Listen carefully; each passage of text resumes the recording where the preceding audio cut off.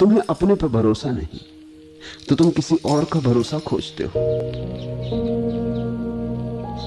थोड़ा सोचो। लेकिन जिसे अपने पर श्रद्धा नहीं है उसे किसी और पर श्रद्धा हो कैसे सकेगी?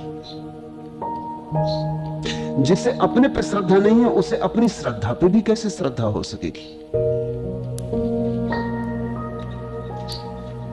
जिसे अपने पर भरोसा नहीं है उसे अपने भरोसे पे कैसे भरोसा आएगा? धोखा होगा। दूसरे के भरोसे में तुम केवल आत्म अश्रद्धा को छिपा लोगे। दूसरे के पीछे चल के तुम चलने की जो कठिनाई थी उससे बच जाओगे। दूसरे का अनुकरण करके वो जो खोज की चुनौती थी उससे चूक जाओगे। अभियान है जोखिम से भरा। तुम जोखिम नहीं उठाना चाहते।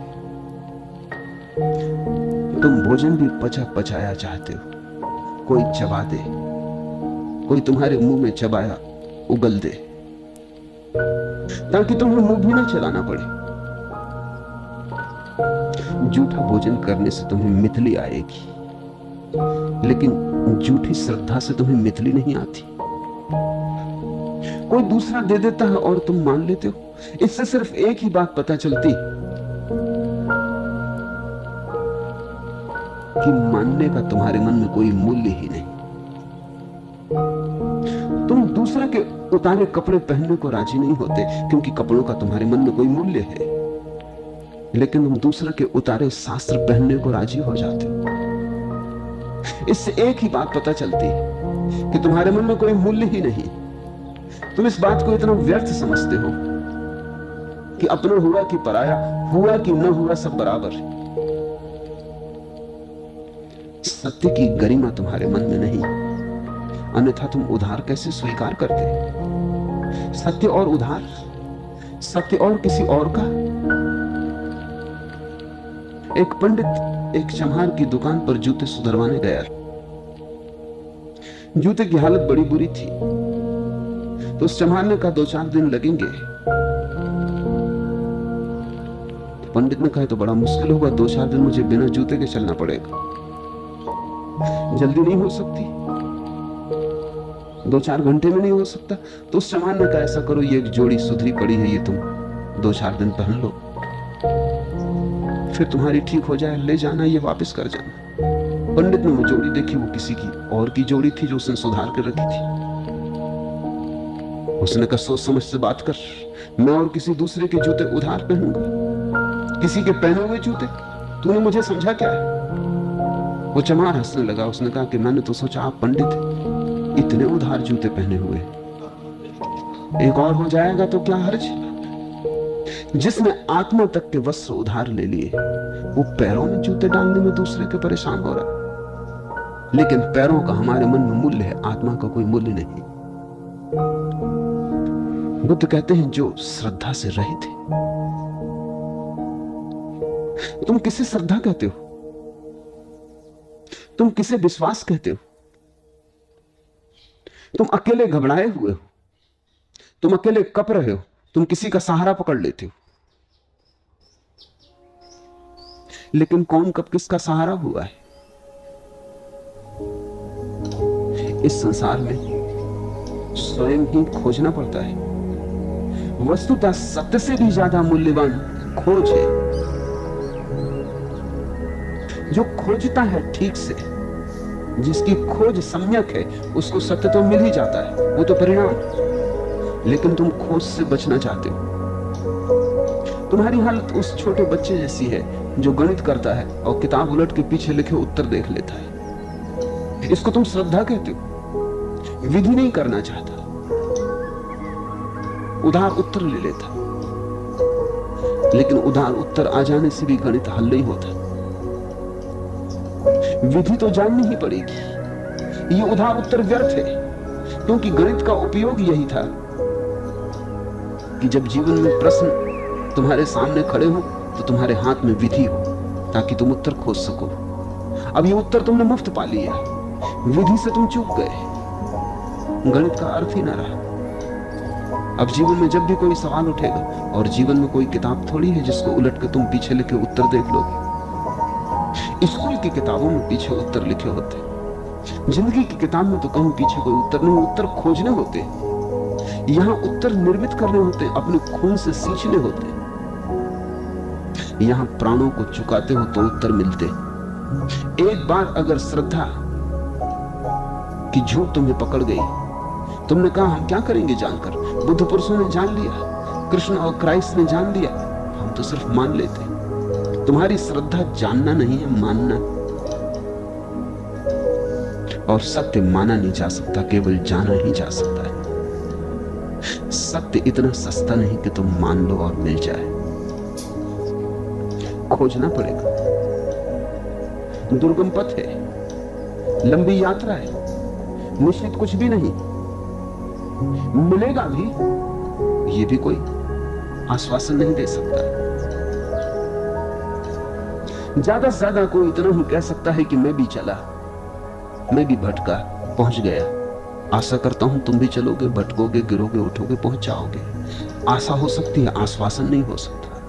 आशीर्वाद कोई दे सकता है, आश्वासन कोई भी नहीं दे सकता। शुभ कामना कोई कर सकता है कि प्रभु करे तुम पहुंच जाओ, लेकिन पहुंचने के लिए कोई गारंटी नहीं दे सकता। सत्य कोई बाजार में बिकने वाली वस्तु नहीं, और सत्य का कोई नियत घर नहीं। जहां मैंने उसे पाया वहां तुम उसे ना पाओगे, क्योंकि तुम हो, मैं हूं। तुम्हारी राह थोड़ी अलग होगी, तुम कहीं और से चलोगे क्योंकि तुम कहीं और खड़े हो। मैं जहां से चला था वहां से मैं चला था, तुम वहां से कभी भी ना चलोगे। तुम्हारा चलना तो वहीं से शुरू होगा जहां तुम खड़े हो, जहां तुमने अपने को पाया है।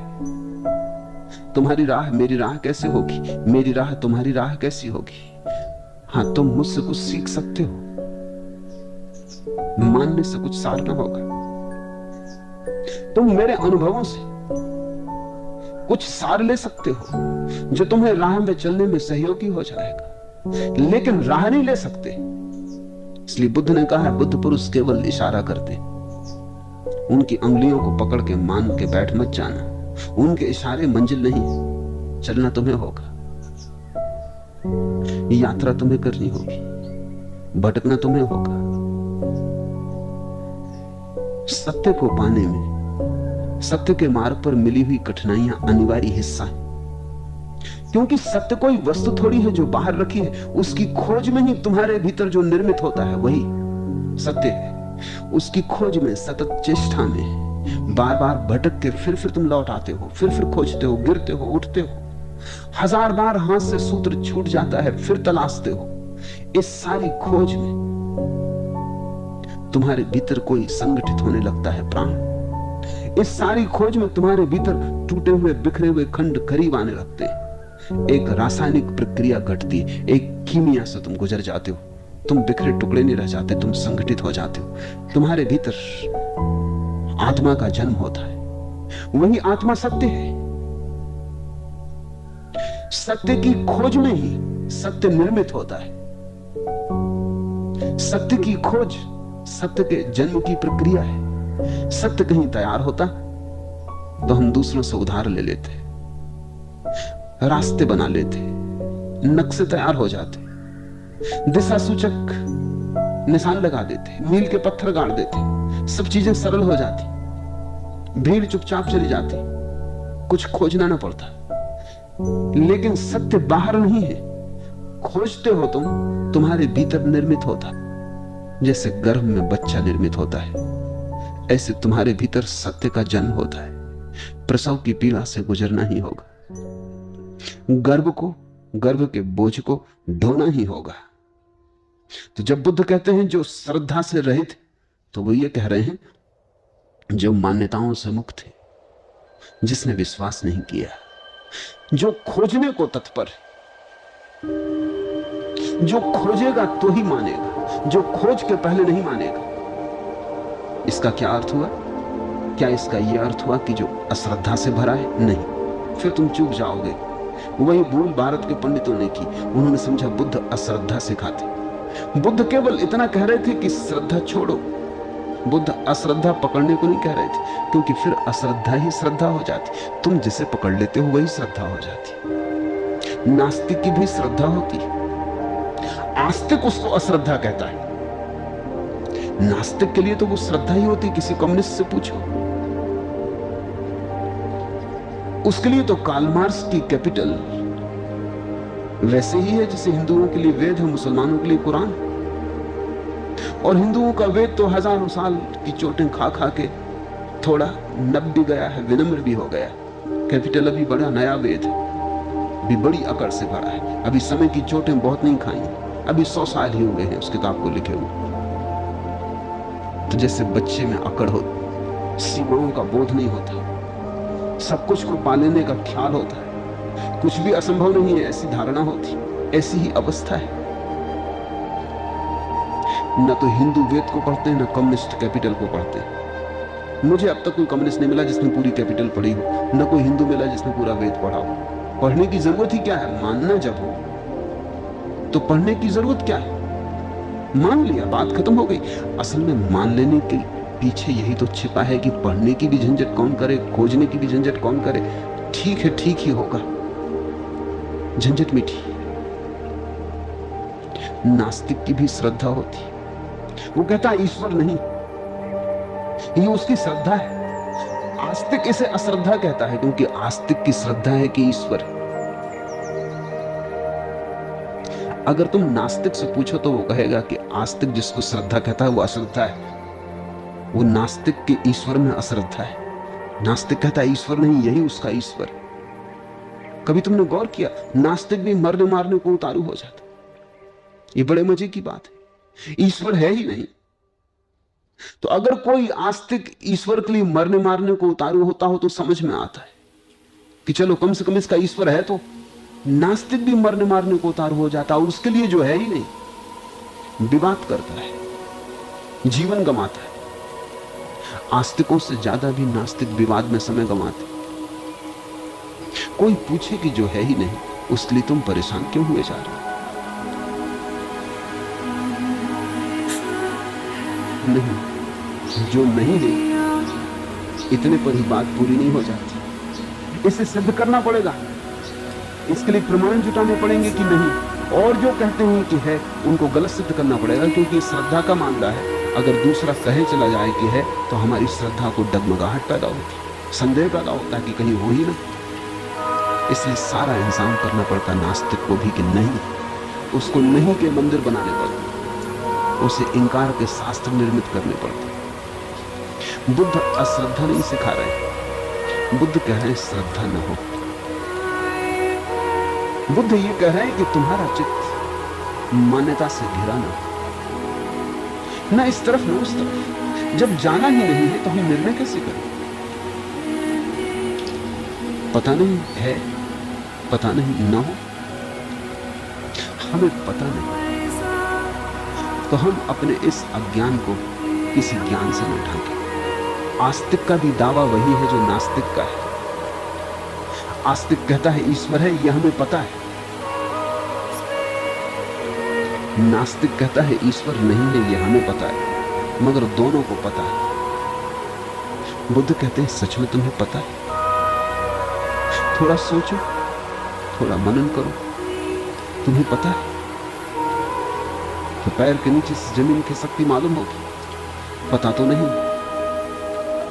सुन रखा है, कहा है किसी ने, सुना है किसी से, समझ लिया है, मान भी लिया है। माना क्यों है? बुद्ध कहते हैं तुम्हारी सारी श्रद्धा के पीछे भय है। तुम्हारी श्रद्धा भय का ही विस्तार है। बिना ईश्वर को माने बड़ी कठिनाई, हजार उलझनें खड़ी हो जाती हैं जो हल नहीं होती। फिर किसने संसार बनाया?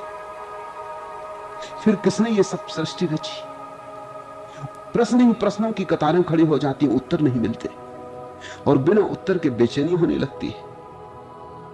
ऐसा भी नहीं है कि श्रद्धा से उत्तर मिल जाते, लेकिन उत्तर का आभास मिल जाता, उतने से ही आदमी राहत मान लेता है।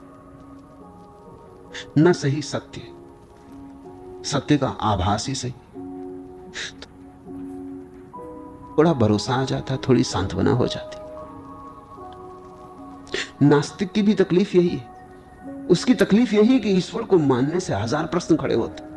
दुनिया में दो तरह के लोग मैंने देखे, एक है जिनको ईश्वर ना हो तो प्रश्न खड़े होते, और एक है कि जिनको ईश्वर हो तो प्रश्न खड़े होते। मगर दोनों की तकलीफ यह है कि ईश्वर के होने न होने से उन्हें प्रश्न खड़े होते, और कोई ना कोई उत्तर चाहिए। बिना उत्तर के सिर्फ प्रश्न में जीना बड़ा कष्ट है, बड़ा दूभर है। सिर्फ प्रश्न में जीना, समस्या में घिरे सब तरफ से, हाथ में कुछ भी सूत्र नहीं, बड़ी हिम्मत की बात है। सिर्फ दुस्साहसी प्रश्नों के साथ जी सकते हैं, और इसलिए सिर्फ दुस्साहसी ही सौभाग्यशाली, कभी उनको उत्तर मिलता।